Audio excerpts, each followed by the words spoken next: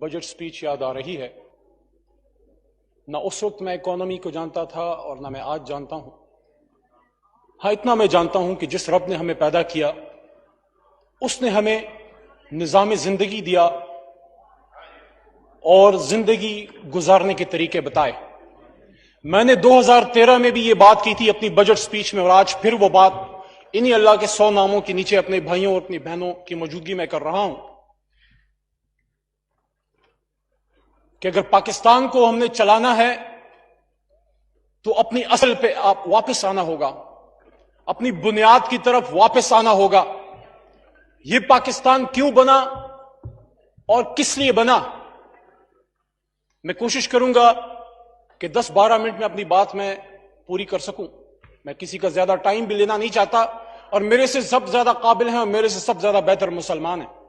میں سمجھتا ہوں کہ پچھلے 60-70 سالوں میں پہلی بات کوئی بھی حکومت ایسی نہیں آئی بشمول ہمارے جس نے خدا نخواستہ غریب کش بجٹ بنانے کی کوشش کی ہو.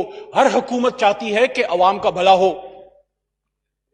لیکن سوال یہ ہوتا ہے کہ کیا آپ کا ارادہ تو نیک ہے، کہ آپ کے پاس طریقہ کار ہے، نمبر 2 اس کو کتنا امپلیمنٹ کر سکے. تو پہلی بات یہ ہے کہ 70 سال ہو گئے، آئیں اب اللہ سے معافی مانگیں اور یہ اللہ رسول سے جنگ ہم بند کریں صلی اللہ علیہ وسلم سے. بجٹ سپیچ ہو رہی ہے، جب تک ہم ویسٹ سے راستہ لینے کی کوشش کریں گے ہمیں نہیں ملے گا. میں قرآن کی آیتیں بھی کوٹ کر سکتا ہوں اور کروں گا، لیکن میں قائد اعظم کی سپیچ سے ابتدا کرنا چاہوں گا جو انہوں نے 1 جولائی 1948 کو اسٹیٹ بینک آف پاکستان کو سپیچ کرتے ہوئے کہی. اور میں یہ ریکویسٹ کروں گا پاکستان کے تمام ارباب اقتدار سے کہ پاکستان کا جتنا یوتھ آج تک پیدا ہوا اور ان یونیورسٹیوں میں پڑھا، اس کو بتائیں قائد کیا چاہتا تھا، قائد کا ویژن کیا تھا اس ملک کے لیے، اس کے اکانومی کے لیے. کیوں ہم نے چھپایا؟ کیوں ہم نے قائد کو سلیکٹو، کسی نے اس کو اسلام پسند بنایا، کسی نے اس کو لبرل بنایا، کسی نے اس کو سیکولر بنایا. اور یار اس کو چھوڑو، جو وہ تھا وہی اس کو رہنے دو. جو اس نے باتیں کی ساری ملا کے پڑھو. اس نے قائد اعظم نے اقلیتوں کی بھی بات کی اور اسلام کی بھی بات کی، پاکستان کی بھی بات کی اور قرآن کی بھی بات کی. کیوں ہم وہ بات سناتے ہیں جو ہمیں پسند ہے؟ میں اگر لبرل ہوں میں قائد کی اسلام کے متعلق باتیں چھپاؤں گا. میں اگر اسلامسٹ ہوں تو میں قائد کی سیکولر جو کوئی انہوں نے بات کی ہے اقلیتوں کی، حقوق کی، اس کو چھپاؤں گا.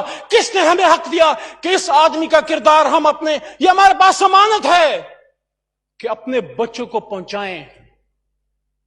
1942 All India Muslim Student Federation youth سے خطاب.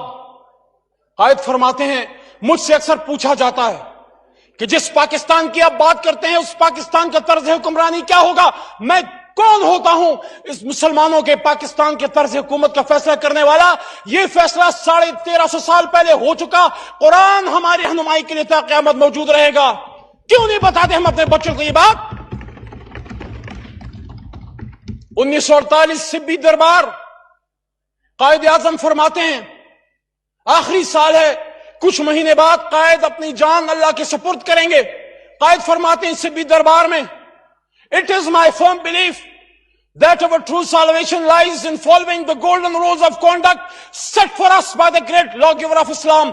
Let us lay the foundations of our democracy on true Islamic principles of social and economic justice. یہ کہتے کہتے میرا کلیجہ یہاں پھٹ چکا ہے. کوئی 10ویں بار میں ایوانوں میں یہ کہہ رہا ہوں یہ بات. قائد نے فرمایا میرا یہ پکا ایمان ہے کہ ہماری اصل نجات تب ہوگی جب ہم ان سنہری اصولوں پہ عمل کریں جو اسلام کے سب سے بڑے قانون دان محمد رسول اللہ صلی اللہ علیہ وسلم نے ہمیں دیے. آئے اپنی جمہوریت کی بنیاد اسلام کے سچے سماجی اور اقتصادی اصولوں پہ رکھیں. آپ کی اجازت سے کچھ میں ریڈنگ کروں گا کیونکہ اجازت پہلے مانگنی ہوتی ہے، اس کے بغیر نہیں پڑھا جا سکتا. اگر آپ کی اجازت ہو.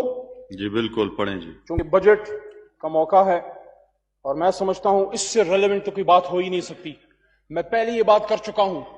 میرا دل یہ کہتا ہے جو عوامی حکومت یہاں پہ آئی ہے، ہر حکومت نے کوشش کی کہ عوام کا بھلا ہو، نہیں ہو سکا.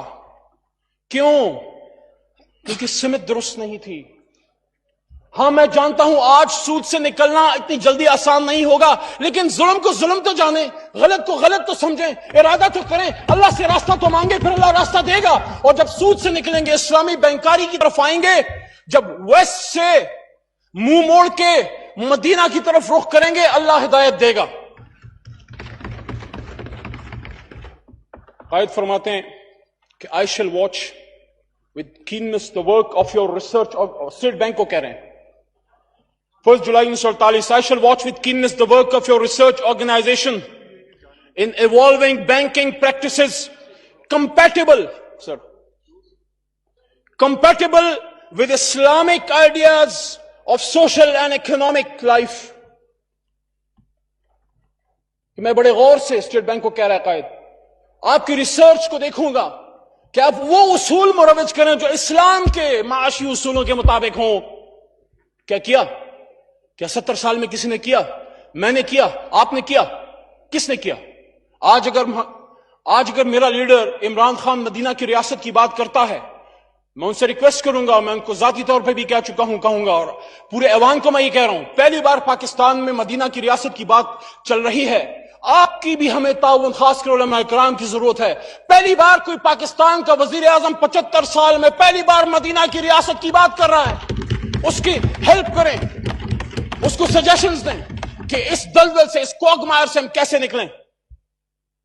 دا economic system of the west, یہ سنیں، قائد اعظم جو بارٹ لا تھا، جو لنکن کا بارٹ لا تھا، جو انگریزی میں بات کرتا تھا، the economic system of the West has created almost insoluble problems for humanity, and to many of us it appears that only miracle can save it from disaster, that it is not facing the world.